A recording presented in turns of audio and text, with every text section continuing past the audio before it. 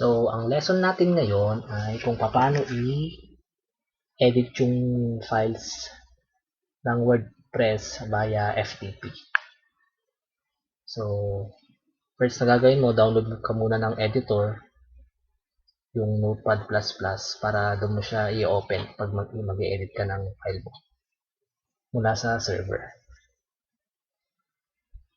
So, ang i-edit natin na una dito is itong first box ng advertisement nyo. Ang first mong gagawin, bubuksan mo yung FTP server.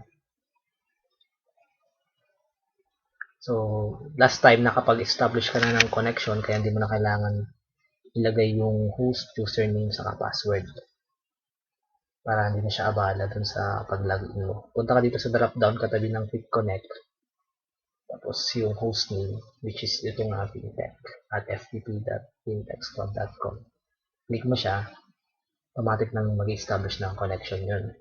And then, ang gagalawin na part dito is itong right side na box, which is yung both site or yung server. So, pupunta ka dun, bubuksan mo yung path file. Pupuntahan natin yung loob ng team. So, pagka-click mo nung /, punta ka sa public HTML, buksan mo siya. Buksan mo yung content. Then, punta ka sa teams. Then, yung Fintech Squad. So, ito yung path file pag mag-edit ka ng PHP file or magdadagdag ka ng kung ano mang code dun sa WordPress theme. So, para mas madali next time, i-copy paste mo to, save mo sa Notepad para kung sa next time magdadagdag ka ng advertisement dun sa second box, lalagay na lang to.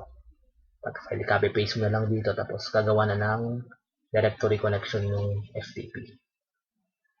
And then, dito sa root file, makikita mo yung mga files na gagalawin natin. So, ang first natin gagalawin yung sidebar. Pupunta ka ng select mo siya, right click, tapos view edit.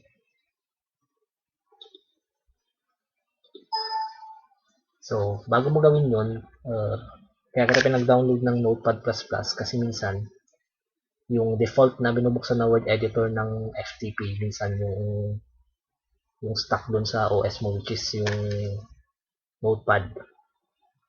So, sa Notepad, magulo yung yung structure ng code, kaya mayroon mong hanapin yung gusto mong i-edit. So, punta ka dito sa edit na menu, punta ka sa settings, and then sa left pane, hanapin mo yung directory ng file editing, tapos under nun yung file type association. So, dito iset natin na yung default na pagbubuksan mo ng file is sa Notepad++. So, never mind muna tong first line. Ito mo munang gawin yan. Yung importante dito itong second line. So, gayahin mo lang tong example dito sa baba. Since yung WordPress PHP file siya, siset mo siya na PHP. Then, i-enclose mo yung directory ng Notepad++, which is nasa C program files, sa akin naka 64-bit, tapos Notepad++ folder, tapos yung Notepad.exe. So, gawin mo tong path file na to, para dyan niya bubuksan palagi. Enclose mo tong directory na to sa quotes.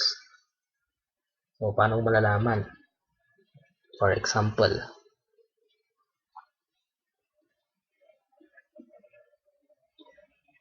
ako sa drive C, since nasa 64-bit program file ko linagay yung na-install yung Notepad++ ko, hanapin ko yung directory. Madali lang ito. Then, ito yung exe file niya. So, para malaman mo yung directory niya, right-click mo siya, select mo, then right-click, anong properties, tapos ito, location. Yan, copy-paste mo lang yan. So, kung ayaw mong i-copy-paste ay pumunta sa process na mahaba na ganito ulit, save mo dito sa notepad. Kasama nung, ano mo, yung login credential mo. Saka, itong path 5 para sa remote site. So, ganito pag-set niyan. Yan. Ganito siya i-set. So, since na-set ko na sa akin, sidebar, right-click mo siya, view edit. So, sa akin kanina kasi binubuksan ko kaya lumalabas na ganito. Pag binubas na ganito sa'yo, discard mo lang yung local file. Mag-edit ka ng bago. So, here. Nag-open na siya sa Notepad++. So, ang papalitan natin is itong part na to. Papansin mo yung tutorials na binigay ko, meron tong part na to. Ito yung sa may sidebar, sa desktop saka tablet mode. Ito yung first box. So, nakalagay dito, place PHP code below for ads, tapos replace the placeholder picture below. Ito yung first natin na image or yung first box. Testing natin kung mapapalitan natin yung ma-edit natin yung file. So, imbis na ads here, advertise here ang lalagay natin. Tapos, save or control S or itong save icon dito.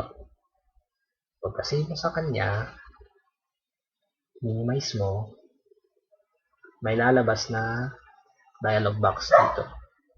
Tapos, ang gawin mo lang dito, i-yes mo lang.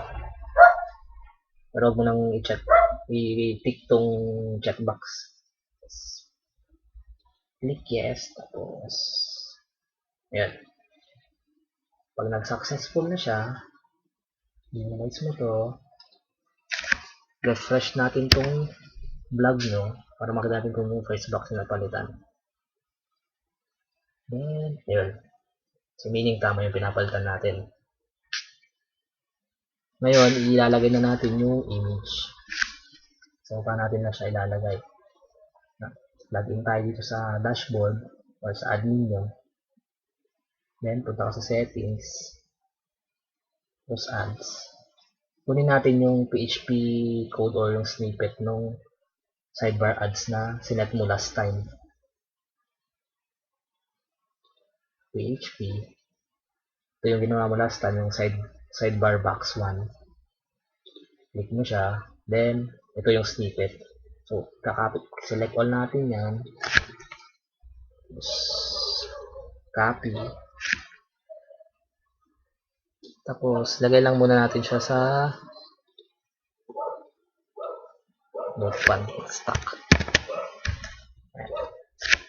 Minimize, and then, buksan natin yung FTP ulit. Since yung sidebar ang papalitan natin, select mo siya, right-click, video edit, discard. Okay.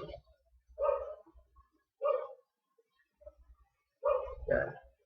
So, minsan may lalabas ito na i-reload mo para kasi minodify mo yung last time. Para mapapatungan siya nung galing sa server. Click mo lang yung yes. Yan. Then, ito yung first box. So, tatanggalin natin itong placeholder. Paano natin siya tatanggalin? Select all mo siya. Hindi, wag mo lang. Type mo to. Be sure na ma-comment out mo lang tong line na to para hindi masira yung buong code. Yan. So, once na kinoment out mo, hindi na siya lalabas doon. So, dito natin ngayon ipipaste yung snippet. So, natin to. Select all. Then, copy. So, paste natin dito or Control V. So, ayun na siya. Lagyan na natin yung snippet. Then, save natin. Pagka-save natin, minimize. Labas ulit to. Click yes. Yan. So, tingnan natin kung may lalagay na yung box dito. So, refresh.